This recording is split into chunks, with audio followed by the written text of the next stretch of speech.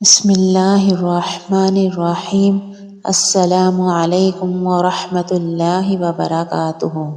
حضرت عبداللہ بن عباس رضی اللہ تعالیٰ عنہ سے روایت ہے کہ رسول اللہ صلی اللہ علیہ وسلم نے فرمایا، جس شخص کے ہاں لڑکی پیدا ہو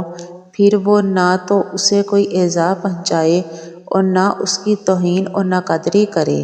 اور نہ محبت اور برتاؤ میں لڑکوں کو اس پر ترجیح دے، یعنی اس کے ساتھ ویسا ہی برتاؤ کرے جیسا کہ لڑکوں کے ساتھ کرتا ہے،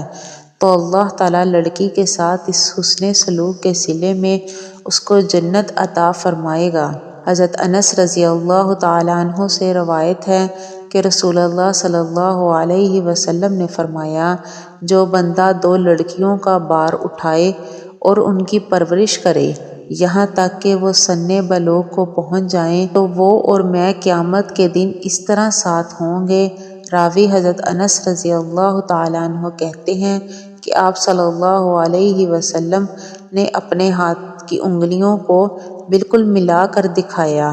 یعنی یہ کہ جس طرح یہ انگلیاں ایک دوسرے سے ملی ہوئی ہیں اسی طرح میں اور وہ شخص بالکل ساتھ ہوں گے۔ حضرت عائشہ صدیقہ رضی اللہ تعالیٰ عنہ سے روایت ہے کہ رسول اللہ صلی اللہ علیہ وسلم نے فرمایا،